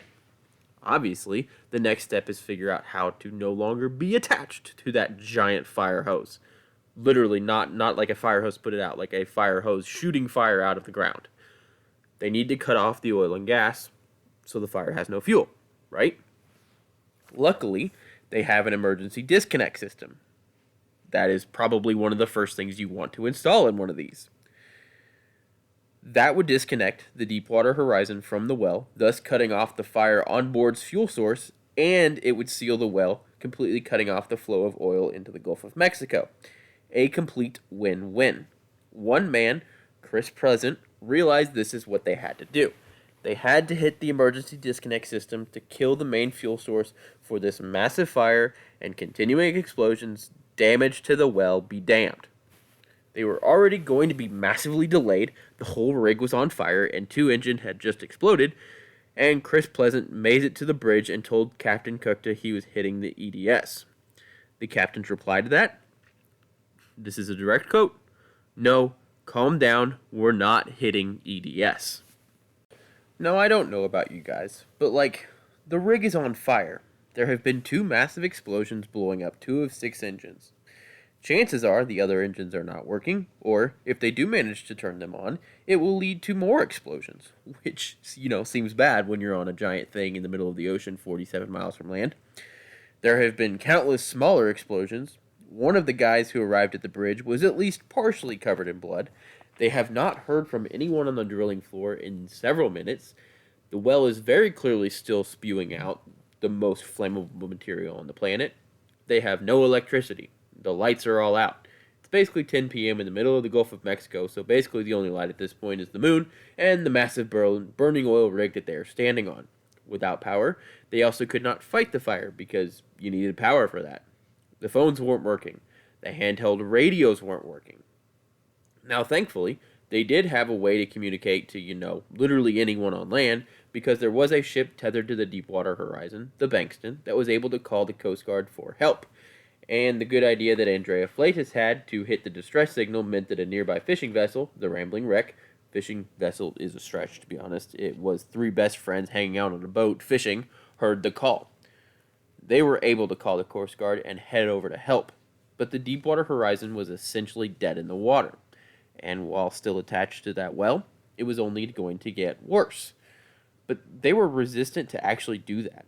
Why probably falls on the shoulder of BP and Transocean, who were so dead set on making this well and making money and not having any further delays that when it came time to actually do the emergency thing, to actually say to hell with all this and cut the line, no one could do it. Eventually, someone yelled that they needed permission from a particular person, and thankfully, that particular person chose that moment to show up at the bridge and give the go-ahead, which they then did. Tried to. The button was pressed, at least. The lights lit up, indicating that it was severed, but like so many other things on this, it also failed. The rig didn't move. They were still attached to the burning fire hose of doom. But the workers on board didn't know that yet. And even beyond that, the blowout preventer was fitted with a dead man system, so if all the communication between the rig and the blowout preventer were severed, it would set off the blind shear ram. But in a shocking turn of events, that also failed. But, meanwhile, they decided on a daring plan. They would get to the standby generators, get them started, and be able to fight the fire. Obviously, this is contingent upon not being attached to the well anymore. There was only one major problem with this plan, besides the fact that they were not actually disconnected from the well. The gigantic burning oil derrick was standing between them and the generators. So 3 of the men from the bridge decided they would make the daring trek across the rig past the flames to get to the standby generators and make them start. They made it. They made it to the generators. Meanwhile, back down in the rig, a group of men were trying to figure out which way was up after the explosion. Randy Ezel was laying in the remains of his office trying to get up. Sitting under the debris, he told himself, either you get up, or you're going to lay here and die. So he got himself up and out and tried to crawl through the debris toward a source of air. That blowing air was methane gas. So he decided to go a different way, obviously, when he was happened upon by another worker with a flashlight. And then they found Jimmy Harrell, the man who was be the one to give permission to push the EDS button. He had been in the shower and somehow managed to put on coveralls but no shoes. Randy and the other worker, Stan Carden, then got to work pulling debris off another man, Wyman Wheeler. They attempted to walk Wheeler out, but he told them to leave him and save themselves. Randy emphatically denied that request and told him they were not going to leave him there to die. Then they heard another voice. It was Buddy Trahan, one of the super important VIPs that was out on the visit that day to celebrate 7 years without a loss of time incident. Clearly, that celebration was a little early. So they got to work digging him out. Soon, several people came back with a stretcher to carry Trahan out of there into the lifeboats. At this point, both lifeboats had already been deployed. Some people had made the lifeboats, others had jumped off the rig into the water. Randy Ezel did not leave Wyman Wheeler's side. They sat there together for only a few minutes that probably felt like days, in that dark, exploded hallway, listening to the place that they had lived and worked and had good times and bad times and stress and jubilation explode and burn around them, terrified that they would never make it off the rig. But eventually, some of the crew members would return with a stretcher for Wheeler and carry him out of there. Back at the standby generators, Steve Bertone, Mike Williams, with significantly less blood gushing from his head, and another man, Paul Meinhardt, were desperately trying to get the generators to start. They were not starting. They tried over and over and over again, but they would not start. And they quickly began to realize they probably were not disconnected from the actual well because there were fires and explosions were continuing to grow. Giving up, the three men sprinted back to the bridge. There, Steve Bertone told those on the bridge it was time to abandon ship. The Deepwater Horizon was done. There was nothing left they could do but get everyone off that they could alive. By the time Bertone had announced abandon ship, both lifeboats were gone. But at least 10 people were still on the rig, still alive. They would have to use an inflatable life raft. Again, we run into yet another problem. No one knew how to inflate or lower the life rafts. Eventually, they managed to get it inflated and ready to lower. Now, there is some confusion here. Steve Bertone stated in a witness statement to the Coast Guard immediately after the disaster that while they were inflating the life raft, they attempted to get Wyman Wheeler into it on his stretcher and were having issues getting him on there. During this struggle, apparently Captain Kukta suggested that they just leave Wheeler behind, which, considering how he has allegedly acted throughout this entire incident, based on numerous reports from numerous other individuals, I tend to believe Bertone. Numerous different workers on board stated at various points that Captain Kukta was either woefully underprepared, confused, behind on his actions, and apparently willing to abandon a dude who was injured on the actively burning oil rig. Thankfully, they did not do that, and Bertone shoved Wheeler onto the raft, and it was lowered down with 6 or 7 of the 10 or so left on board. But then something happened. As the life raft was being lowered, it began to fall and flung Andrea Fleitas out of the boat into the water. It finally landed right side up, but they couldn't find the paddles to move the life raft away from the giant burning thing behind them, so Bertone and a few others hopped out of the boat and began to pull the boat away by swimming. And then it got hairy. Well, more hairy than it could already be, because remember I said not everyone was on board the lifeboat? First, Captain Kukta came tumbling out of the smoke to hit the water. Then another worker. And finally, as if this dude hadn't been through enough, Mike Williams got a running start across the helipad and flung himself off the edge of the rig into the water. Steve Bertone reported seeing Mike Williams' silhouette highlighted by the moon sprinting across the helipad and launching himself as far away as he could. So that dude was in his room, or in his engine control room, was walking out, got hit in the head by a door, then got up and crawled across the floor, then was blown up by a second explosion, was bleeding profusely, went up to the bridge rather than saving himself. At the bridge, realized there was nothing they could do, so he then accompanied 2 other men across the burning rig to try and restart everything while still bleeding from the head, to try and save the rig. Realized that wouldn't work, so they made the exact same trek back across the burning rig that's still connected to the fire hose of doom. And then instead of being able to get on the lifeboat, he had to fling himself off of the rig into the water. What a day for that guy. So we're back in the water, and they are pulling this boat through the water away from the burning rig by swimming. But eventually, the boat stopped moving and they couldn't figure out why. It turns out the boat was still tied to the rig. Captain Kukta, redeeming himself slightly, quickly swam to one of the quick response boats that the Bankston had launched. Remember that boat was there? It launched some quick response boats to pull people out of the water. He swam over to one of those, climbed on board, grabbed a knife, and swam back and cut the boat free. Everyone who survived the disaster was off the rig.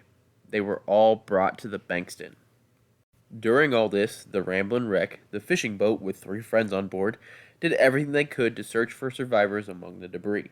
These 3 civilians, with no connection to this rig at all, risked driving their boat around this burning giant hunk of metal in the ocean up until 3 a.m., searching for hours to find any survivors. They would see something dark floating in the water and hope it was a person they could save only to find it was debris. Eventually, they would help ferry medical supplies to the Bankson to help with the injured there. At about 1:30 a.m., the rig listed heavily to the side and began to rotate as more and more explosions were set off on the deck. By 3 a.m., the rig spun all the way around and had moved 1,600 feet from where it was originally located. This whole time, the crew of the Deepwater Horizon were forced to stay nearby as the Coast Guard would not allow the Bankston to leave. The crew was forced to watch their home, away from home, burn and begin to sink, knowing full well that 11 of their coworkers, friends, and basically family members were somewhere on board that rig. Eventually, the next day, the crew would be taken via boat back to Louisiana, where they would be interviewed by the Coast Guard before being released to go home.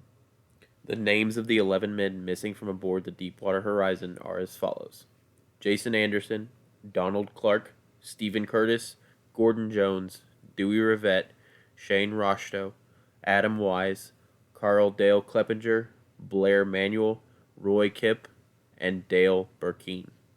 Their bodies have never been recovered. So one of the things we need to talk about is what the cause of this disaster actually was. And we're just going to start with just this part because we have a whole bunch more to talk about. But the likely cause of the explosion was a hot surface ignition on engine number 3, most likely. The engine began to rev because it was being fed more fuel, and that richer fuel was making it rev extremely quickly. And then the gas cloud likely ignited from a hot surface on the engine and then spread to other areas. That's a very obvious ignition source for this explosion. We have multiple credible eyewitness reports saying that the first explosion was centered around engine number 3, the second explosion was centered around engine number 6, and then the fire spread from there onto the actual drilling floor and up around the rig. Now, the cause of the blowout is significantly more difficult to determine because of obvious reasons. The actual failure inside the well, what caused the actual leak, will probably never be known. But we have some ideas. It could have been the centralizers. They could not have put enough centralizers in there that allowed for the cement to only flow on one side. So one side didn't receive any cement at all, and the hydrocarbons escaped that way. It's possible that the cement never actually fully set, and the hydrocarbons were allowed to escape past it because, well, the cement didn't pass any of the testing, so it obviously was really bad cement. But it's very obviously that something inside the well had to fail in order for there to be the leak. Now, why did the blowout preventer not work? Well, many of the batteries on the blowout preventer that were required to get it to work properly failed. Several of the hydraulic lines that were needed to make it work properly were leaking and were not working properly, obviously.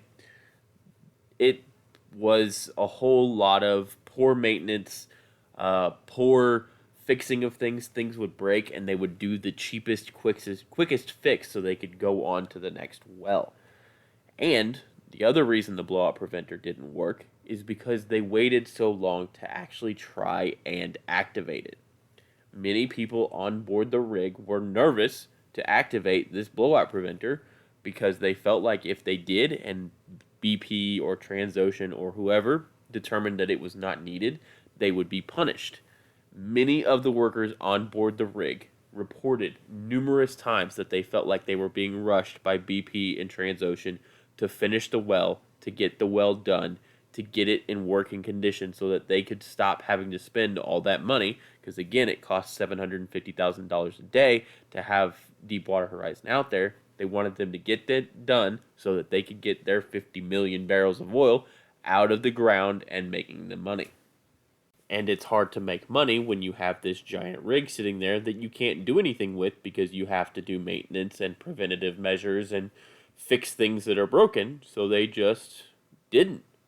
And that's likely what led to the blowout happening and not being able to control it.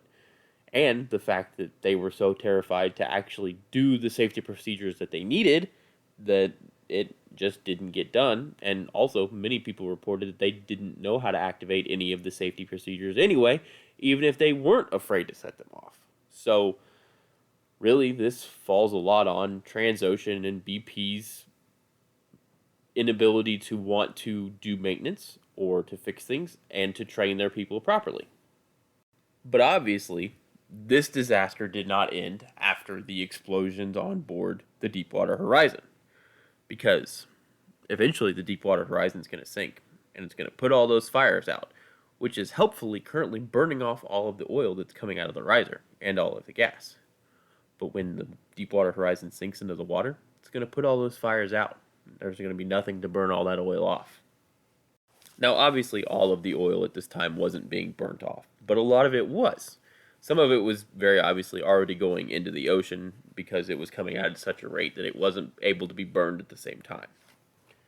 So on April 21st, the day after the explosion, Rear Admiral of the Coast Guard, Mary Landry, told reporters, "We are only seeing minor sheening on the water. We do not see a major spill emanating from this incident." Basically, the water was only slightly showing signs of any hydrocarbons on the surface, mostly just stuff that was on board the Deepwater Horizon already. This was a good sign. This sign would not last.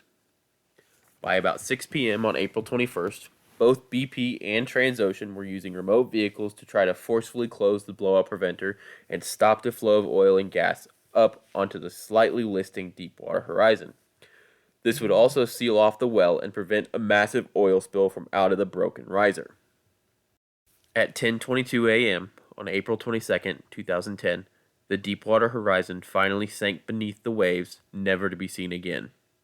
It took with it the bodies of the 11 men that died aboard the Deepwater Horizon and about 700,000 gallons of diesel fuel. Meanwhile, the Coast Guard was trying desperately to find any of the missing crew members. They would not. They would be forced to give up the search on April 23rd, 2010. But also on April 23rd, there was some good news.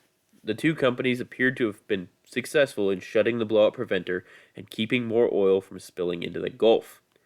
They finally had some good news after several days of full-on terrible news. It did not last. They quickly discovered that the broken riser above the blowout preventer was leaking thousands of gallons of oil per day, and a kink in another portion of the riser was also leaking oil. The official BP estimate of the rate of leakage at this time was 1,000 barrels per day, which is about 4,200 gallons per day.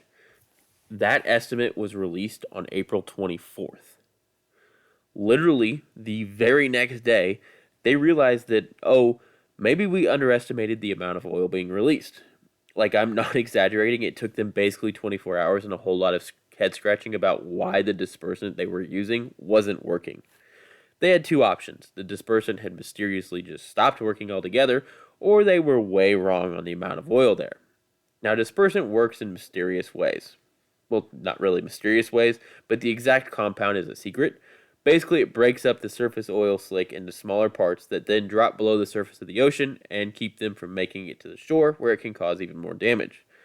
The truth is, oil, in small quantities, regularly leaks from underwater fissures, and the oil is then degraded by bacteria. Not like insulted, but broken down. Well, the dispersant was not doing its whole dispersing thing, which means they had way more oil being released than they thought, because it's kind of like if you have this amount of oil, you need this amount of dispersant to break it up. The dispersant wasn't working with the amount of oil they thought they had, so they obviously had way more oil than they, said they had, which is obviously a very bad thing. The new estimate by BP, not released publicly at the time, was between 1,000 and 6,000 barrels per day, which, just spitballing here, but if you originally thought it was 1,000 and nothing was working as it should, you may want to just operate under the assumption that your actual leak is significantly higher than your previous estimate. Just a thought. NOAA, the National Oceanic and Atmospheric Administration, that is a mouthful, on the other hand, had a different estimate. Theirs was 5 to 10,000 barrels per day. But the only number actually released to the public on April 28th was 5,000 barrels per day. And critically, they phrased it as much as 5,000 barrels a day, rather than the 5,000 being the low end of the estimated range. Now, I need to tell you that 1 barrel per day is 42 gallons. So this is 42 times 5,000, 42 times 10,000. When you hear barrels, whatever, that is 42 gallons. These two developments quickly showed just how incompetent BP was at responding to oil spills. First of all, their plan was to drill a second hole that intersected with the first hole and fill it with concrete, which would work. But also, you just blew up one area with your incompetence. Maybe a second one in the same area isn't the best idea. And also, that will take a solid 3 months. So we need something a bit faster, guys. At least temporarily, because letting it sit there for 3 months while you try and drill a hole as fast as possible after blowing up a hole that you were trying to drill as fast as possible doesn't inspire confidence. And also, you can't just let it leak continuously with nothing to stop it for that long. Let's just discuss some of the finer points of BP's response plan to oil spills in the Gulf of Mexico. First, they had their own plan for oil spills that was submitted and approved by the United States government. It was 582 pages. Clearly, no one had time to read all that, as we are about to find out. And I want to tell you, this plan was specifically for the Gulf of Mexico and the Gulf of Mexico only, and it was approved by the U.S. government. At the top of this ridiculous list that I'm about to give you, the BP Technical Support section had a man named Dr. Peter Lutz listed as a wildlife and marine life specialist. Dr. Peter Lutz was a marine life and wildlife specialist that worked in southern Florida. Unfortunately, Dr. Lutz had passed away 4 years before the plan was approved. So, while they were writing this plan and waiting for it to get approved, this man had already been dead. So, kind of difficult to call him with his thoughts on animals covered in oil, but I would be massively entertained by a seance done by the executives of BP to call this man and say, hey, I know you're dead and all, but what do we do about the oil-covered pelicans? But we're not done yet. In one section, they list the wildlife that might be impacted by an oil spill in the Gulf of Mexico. That section lists all of the wildlife. It lists sea lions, seals, sea otters, and walruses. Now, I don't know how many of you have been to the Gulf of Mexico, but if you haven't, you have something in common with all of those animals. Absolutely none of them ever make appearances in the Gulf of Mexico area. So not real sure why they'd be included in a specifically Gulf of Mexico spill plan. Maybe they should hold a seance to ask Peter Lutz what actual wildlife are in the Gulf of Mexico so they can make a better plan. They had also stated that even if there was a spill worse than the one coming from the Macondo well, the oil would never reach the shore because it was too far away. That was completely wrong. At the time of the spill, there was a company listed on the supply equipment to help with cleanup. So they had a whole list of companies they could call to help with the cleanup of the oil. We're talking about one specific one where they could get the equipment to help with the cleanup. There was a website listed on the plan, listed as their website. When the spill started, not only was that website not for the company they said it was, it also had gone defunct from the company that had the website after the company they said they could get the equipment from had gone defunct. So, it had been the website for the company with all the equipment, and then it had moved to a different company, and that company had also gone out of business. That other company, a Japanese entertainment company. Basically, BP had an oil spill plan. That oil spill plan was a complete joke that was approved by the United States government because they clearly had not read in any of it or even done any referencing on it at all. They just wanted the plan so they could say they had it. But that doesn't mean BP did nothing. Well, okay, they did nothing, but that's partially because the only response they had was to drill a relief well to stop the other well. There was no other option for a spill like this that had ever been developed. Like, it wasn't just that they did nothing, there was nothing else they could do. But to their credit, BP basically opened their wallet to do whatever needed to be done to stop the flow of oil. One worker stated, quote, "Whatever you needed, you got it. If you needed something from a machine shop and you couldn't jump in line, you bought the machine shop." But not everyone was pleased by the choice to open the checkbook to literally anything. CEO Tony Hayward apparently asked board members, quote, "What the hell did we do to deserve this?" "Well, Tony, you skimped on a ton of things and rushed a massive project and made safety not a priority, so now you get to lie in the bed you made and spend a whole bunch of money. Oh, and just remember, those wells they are drilling to plug the other well will eventually be refitted to produce oil for profit. Just saying, don't complain." And just so you know that I'm not picking on Tony Hayward here, he also said, and this is a direct quote, "We're sorry for the massive disruption it's caused in their lives. There's no one who wants this over more than I do. I would like my life back." The dude basically spent the whole time after this disaster complaining that they were going to be held responsible for it. Which, seems like the right thing to do considering they are in fact responsible for it, but what are you going to do?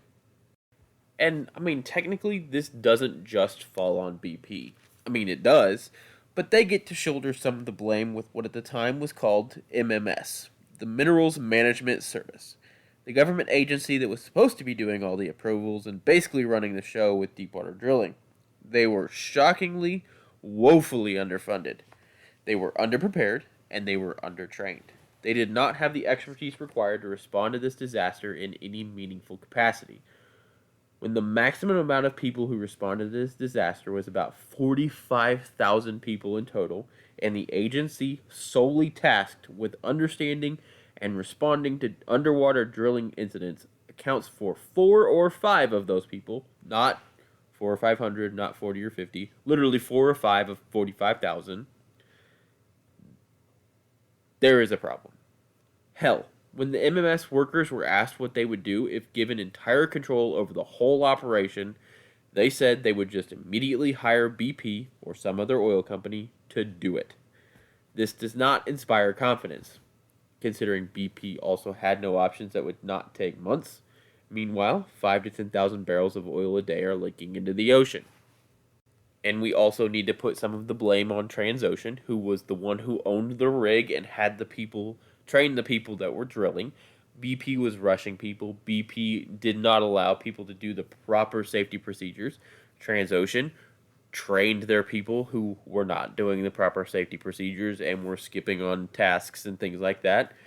And also, we can't forget Halliburton, who neglected to tell BP that the cement had failed 3 times and that the next cement test would not be done before they actually poured the cement into the hole. So they also get some of the blame for this, since their cement is the one that's supposed to keep the oil underground, and it very obviously failed. So there's a whole lot of blame to go around for this, but I'm going to put a lot of the blame on BP because they're the ones running the show. They're the ones rushing everyone. They're the ones that are skipping the time out to make sure all of these repairs are done, to make sure all this maintenance is done. They get a lot of the blame here. So things in the Gulf were obviously going poorly, and so the U.S. upgraded their response to a spill of national significance. Basically stepped up the amount of cooperation and allowed them to announce Admiral Thad Allen as the National Incident Commander. Now, Admiral Thad Allen is a smart guy. He oversaw the response to both Hurricane Katrina and Hurricane Rita, the actual competent response to Katrina, not the beginning response, and literally put off retirement to help with this situation. This entire time, from the moment Deepwater Horizon sank beneath the waves on April 22nd until May 7th, 2010, BP and Transocean were trying to close the blowout preventer and stop the leak. They were, entirely unsuccessful. They had major issues with actually doing anything. They took 10 days to realize the ram they were trying to activate wasn't the right one at all. It was a test ram that wouldn't close anything. Eventually, after they stopped trying to close it, they did imaging of the blowout preventer to see what the position of all the rams were. That indicated the blind shear ram had closed at least partially, but not enough to stop the flow of the oil. That means that the blowout preventer was dead. There was no way to use it to stop the flow of oil. They would have to move to a new tactic. The newest tactic was a giant dome. They would place the giant dome over one of the leaks and then use a pipe from the dome to pipe the leaking oil into a ship on the surface to then be ferried away. This dome was 14 feet wide, 24 feet long, and 40 feet tall. BP described the potential success of the dome as medium or high. Predictably, they were wrong.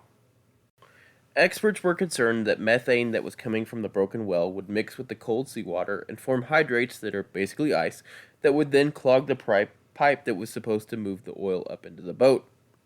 That is exactly what happened. They didn't even get the dome to the ocean floor before the pipe became clogged and the dome became full of oil, which is lighter than water, and made the 98-ton dome begin to float back up towards the surface. Thankfully, they were able to avoid it popping out of the ocean and smashing into the boat they were using to lower it, causing yet another disaster. But it also did not work and ended up on the seafloor containing absolutely nothing except maybe some very unlucky fish. But why did it fail so spectacularly? BP had planned for the ice. What they didn't plan for was being spectacularly wrong about how much oil was actually coming out of the leaks. The government had publicly released an estimate of about 5,000 barrels per day. BP estimated that it could be no higher than 13,000 to 14,000 barrels per day. The actual amount being released? About 60,000 barrels per day. So let's just put that in perspective. 5,000 barrels is 210,000 gallons per day. An Olympic-sized swimming pool is 660,000 gallons. 14,000 barrels is 588,000 gallons. The actual flow of 60,000 barrels per day, this is what was actually coming out. The previous 588,000 gallons was what they thought the max was. The actual amount was 2.5 million gallons of oil every single day. That is basically 3 Olympic swimming pools every single day. So, that was not going to work. The next idea that was floated from several people, but primarily from a Russian newspaper, was basically drop a nuke on the well and hope that it seals it. BP and the US government did not take this suggestion.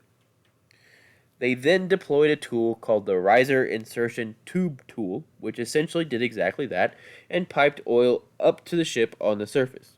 It would collect about 22,000 barrels of oil in total over 9 days, which is helpful. That's 22,000 barrels that's not in the Gulf of Mexico. But not what they needed. They needed more. So at this point, we're still sitting at that public estimate of 5,000 barrels per day. That 60,000 barrel figure I gave you would not be arrived until later when, things changed. There was a massive fight between BP, government scientists, and public scientists over what the actual flow rate was. At this point, all the public scientists were working with was the look of the oil on the surface of the Gulf. They had no idea what the underwater flow looked like. Up until BP released a 30-second video of the flow from the riser. Rapidly, non-government and non-BP scientists quickly put a range of 20,000 to 100,000 barrels leaking into the Gulf per day. These were soundly rejected by the BP and government scientists, despite the fact that they would soon prove to be correct.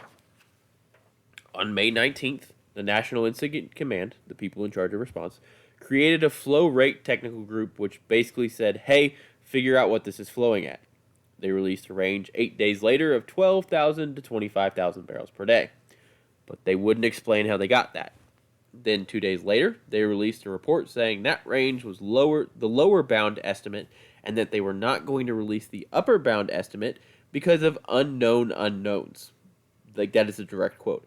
We will not release the upper bound estimate because of, quote, unknown unknowns.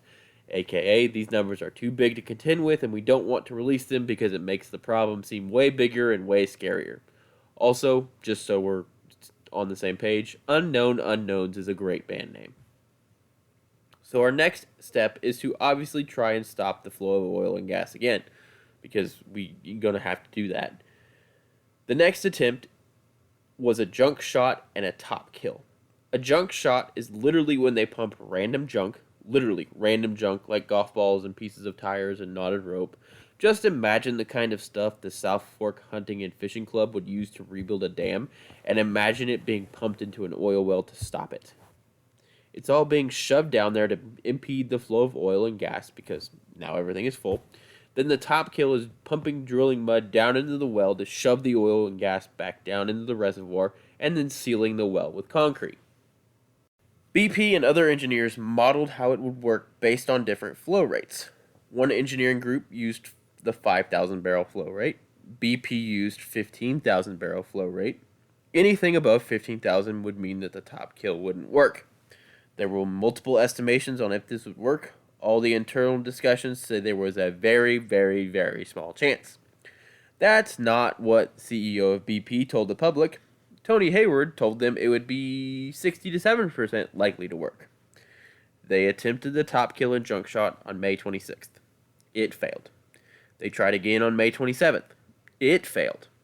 And then they tried again on May 28th, and third time's the charm, right? No, it also failed. And after that, they gave up on that idea. The next plan was to install a way to pump more oil into waiting boats for transport out. This would work for a bit, but was not nearly enough to contain all the oil flowing out. So they came up with a new plan, which was called a capping stack. The capping stack was essentially a smaller blowout preventer that they would lower down onto the top of the blowout preventer that was sitting there not doing its job, and then they were going to seal the well. But there were just a couple worries. First of all, before we get into this, by this point in the well sealing saga, the government had basically taken over most of the direction. BP had tried and failed numerous times to seal the well, and someone else was going to try now. This did not sit well with BP because the government engineers viewed risk differently than they did, and they were taking into account more risk factors that BP did not agree needed to be examined. BP regularly claimed to be experts at managing risk and that they should not be second-guessed. From my perspective, it appears BP is an expert at managing risk right into blowing up an entire oil rig and spilling 60,000 barrels of oil per day into the Gulf of Mexico and killing 11 workers. So, maybe they should sit down and shut up for a while. But the other thing that really irritated BP was the government workers who were now running the show had taken to calling other major oil companies and asking what they would do in the situation.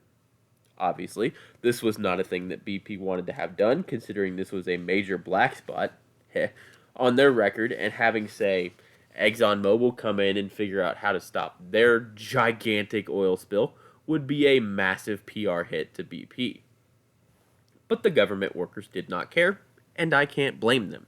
It's always better to have more experts on the job and on the opinion. So the two original worries were that the inside of the well was compromised, and if they closed the well shut, it would push the oil into the surrounding rock formations, and then they would have several giant leaks coming from all around the area out of the ground, which would be essentially impossible to stop. And then the second worry was another blowout could occur further down into the well, turn the top sand layer into essentially a liquid, and the entire blowout preventer and capping stack and all of that would disappear into the ground, followed by a massive rush of oil and gas that would be also nearly impossible to stop. So some legitimate worries. BP obviously thought that these worries were pointless, but we don't care what their opinion was. Their time had passed to fix this problem that they created. So they delayed the test 24 hours and did some more testing outside and some more figuring out of whether or not this would work. Then they went ahead and closed the capping stack at precisely 2:25 p.m. on July 15th, 2010. For the first time in 87 days, there was no oil flowing into the Gulf of Mexico. And then they waited. They waited to see if they had a bigger problem or if this was going to work. Many argued to open the well back up because the pressures looked bad. But one dude, armed with a single photograph of the initial pressure readings of the shut-in well, was able to accurately predict what the rest of the test would be like and that it would hold with no underground blowout. He worked overnight and then presented to everyone next morning, and he was correct. The capping stack would hold. BP would then start what is called a static kill. Basically the same as a topped kill, just easier since the oil wasn't actively flowing out. They started that on August 3rd. Then they pumped in cement to seal it, and on August 8th, it was announced it was holding. Then, on September 19th, the relief well finally hit the blown out well and was sealed with cement. Admiral Allen announced the Macondo 252 well is effectively dead. It took 152 days and millions of gallons of leaked oil into the Gulf of Mexico, but they sealed it. In the end, an estimated 3.19 million barrels of oil leaked into the Gulf. That is 130 million gallons. It's impossible to put that into perspective that is easy to understand. It was catastrophic. It was the largest oil spill in history. There were numerous systems put into place to control and contain the flow and spread of the oil before it reached the shoreline. Some of it was burned, some of it was skimmed, some naturally dispersed, and some dispersed using dispersant. Unfortunately, not all of it worked. Some of that oil inevitably made it to the shore.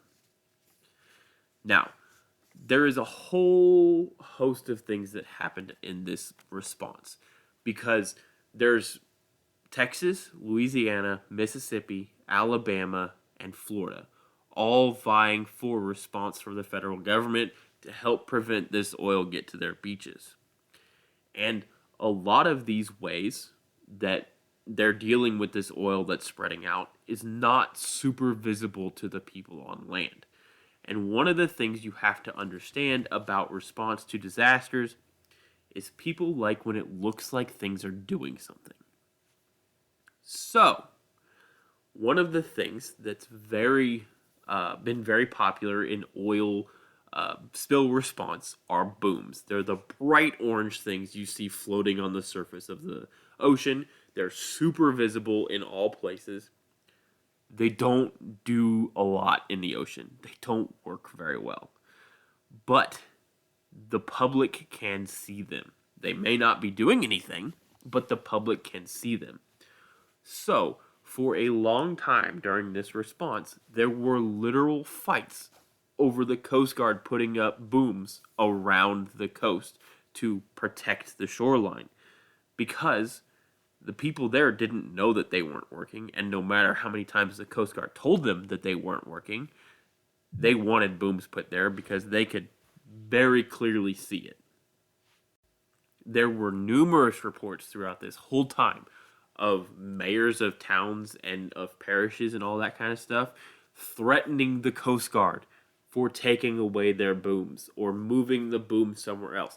Or they would go to nearby towns, see that their coastline had more boom, and then demand more boom sent to their area.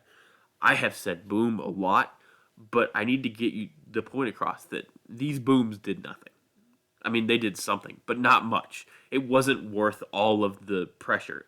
And it cost a lot of money to put that boom out, and it wasted a lot of man time because the Coast Guard has to go out and they have to send people that could be skimming oil off or having controlled burns of the oil off or spreading dispersant or whatever, putting out this boom that's doing nothing.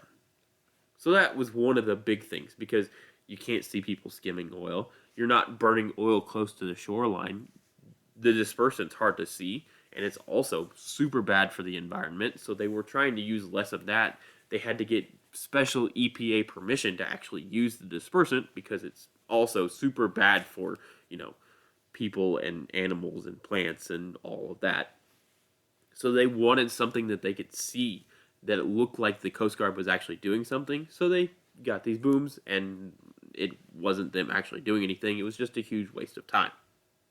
Now, obviously, much of the oil actually made it to the shore in the form of tar balls and just full-on oil slick, all up and down the coast, and that had some serious impacts. The area that the spill occurred in is one of the most diverse areas in the world, hosting at least 1,200 different species of fish, 1,500 species of mollusks, 1,500 species of crustaceans, 4 species of turtle, and about 30 different marine mammals, as well as over 200 species of birds. Now, there are multiple ways that an oil spill can impact wildlife. They can confuse globs of oil as food and ingest it, which is not good. They can become trapped in it, unable to breathe or swim away, and they can inhale small amounts of it, causing lung damage and other health problems. So let's start with one of the big impacts that we saw, the impact on sea turtles. They can obviously inhale and eat the oil on accident. It can also trap them where they cannot swim, exposing them to extreme temperatures. It's estimated that somewhere between 95 and 200,000 sea turtles were killed as a result of the spill and cleanup activities, because cleaning up the oil also causes problems. They have to disturb nesting locations to remove the oil. This can cause major problems in the nesting cycles of turtles and disturb turtles that have already nested, killing the eggs and not allowing them to live. This spill also impacted dolphins, who have many of the same issues as sea turtles. Many dolphins that encountered the oil died, and those that didn't would go on to have major health impacts and pregnancy problems. It's estimated the dolphin population in the Gulf was halved. Birds also had a similar impact. Oiled birds can become trapped in the water and drown, as the oil makes it increasingly difficult for them to fly.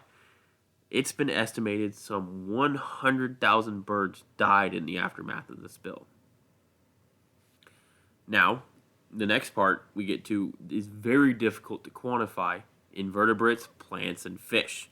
By nature, most of these three are underwater and difficult to track, but oil and methane are toxic to all of the above. The loss to coral reefs and plants along the shoreline is completely incalculable, but fish is of particular difficulties. You see, during the height of the spill, fisheries in the Gulf were completely shut down over an area of about 88,500 square miles. This is where the wildlife impact intersects with the human impact. Now, a lot of these fish had heart problems and were breathing in oil through their gills, and it was killing them. But how this impacts the humans, all of these fisheries being shut down caused massive economic tolls across several U.S. states, as fishermen who relied on those areas to provide their livelihood just couldn't work. They were provided opportunities to work with BP in skimming up the oil as it came towards the shore, but that program was poorly run, and people regularly received late payments or no payments at all. And it was nothing compared to the payments they would get if they were actually fishing. And even if they could go out fishing, there's no telling if they would actually pull up fish that was A, safe for consumption, or that they would actually pull up any fish at all because they had died. And then on top of that, there was a huge belief throughout the whole United States that any seafood pulled out of the Gulf would be unsafe for consumption, and they weren't going to buy it. The Gulf of Mexico provides 75% or so of the country's shrimp supply. Total U.S. seafood is about a third of it is from the Gulf of Mexico. So 75% of it is shrimp. A third of all seafood production in the United States is from the Gulf of Mexico. This was a huge disruption to not just the Gulf, but the entire country.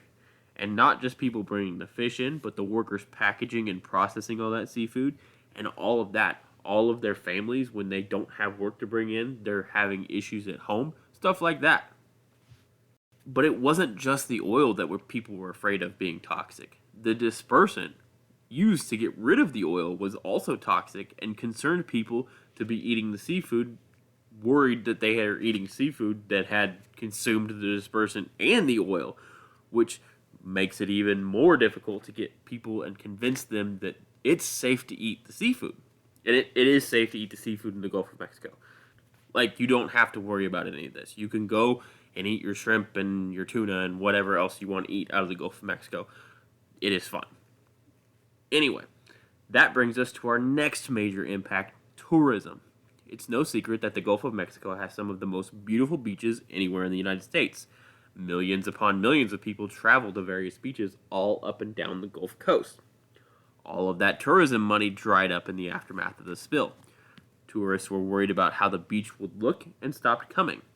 They were worried swimming in the Gulf would cause them to get sick from the oil and the dispersant, so they stopped coming. Tourism and fishing are the Gulf states' two main sources of income. Without them, all of those states are going to struggle to do anything. And then on top of all of this, there was a moratorium placed on all offshore drilling. Basically, they shut down all offshore drilling anywhere around the United States to try and figure out how they could prevent this from happening again.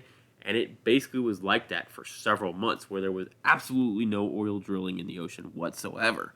And that also caused a major financial strain on the Gulf Coast states and also several other states, Alaska and California, and off in the Atlantic. And this leads to even more human impact because the loss of all of that work, the loss of all of that money, makes it way more difficult for people to feed and clothe and house their families, which takes a significant mental toll on all those people. Even if they never were impacted by the oil spill, the constant stress of, is today the day the oil is going to show up on my beach and I can't, rent out my rental house, or, the people aren't going to come to my hotel and stay, so I'm going to have to lay off workers, or I'm a worker in that hotel and no one's coming, so I have no rooms to clean, so they're going to lay me off. I'm a fisherman who relies on selling fish. I can't go out and fish. I'm barely getting paid by BP to skim this oil. What am I going to do to feed my family, keep my house, keep my kids warm and clothed, and all of that? That is a huge mental strain that can't be quantified. And then there were the literal health effects. So many workers reported as they were cleaning up the oil that they suffered from headaches, from dizziness, from nausea, from things like that. And many of them reported that BP threatened to fire them from their skimming jobs that they were barely getting paid for wearing masks to help clean up the oil to prevent health issues. Basically, this was a hugely impactful disaster that we're still learning the effects of to this day. Like, it still is not done with. We are still trying to exactly quantify and understand the impact to the environment underneath the Gulf of Mexico. We're still trying to understand the impact to the people who live in those Gulf states, to the industries that live in those Gulf states. This is something that's going to be continuously studied for the next, it's going to be 20, 30 years before we have a real good understanding of just how much all of that oil leaking into the Gulf of Mexico truly impacted the Gulf of Mexico itself. In the aftermath of the disaster, several things occurred. Primarily, the institution and expansion of oil spill protections and responses. Capping stacks are fairly common now. The Minerals Management Service was completely disbanded and replaced with the Bureau of Safety and Environmental Enforcement, the Bureau of Ocean Energy Management, and the Office of Natural Resources Revenue. In the end, BP would settle a criminal litigation lawsuit with the Department of Justice and plead guilty to 14 crimes violating several environmental impact laws, and would pay a fine of $4.5 billion, which was the largest criminal fine at the time. Transocean would plead guilty to violating the Clean Water Act and pay $1.4 billion in fines. And Halliburton pleaded guilty to destruction of evidence and paid $200,000 and 3 years probation. Then BP settled another lawsuit, this one was civil, with the Department of Justice, Louisiana, Mississippi, Alabama, Texas, and Florida, in which they agreed to pay a whopping $18.7 billion. This is on top of BP paying for all cleanup costs, every single bit of it. So in total, for everything that they were forced to pay, BP ended up paying $54 billion. Now, for legal trouble for actual employees, 2 BP employees were charged with obstruction of justice for deleting messages related to the flow rate of the oil and that the top kill was unlikely to work. 2 more BP employees were charged with manslaughter in regards to their supervision of safety tests, and 1 BP employee was charged with obstructing Congress for lying about the leaking oil flow rate. None received any jail time.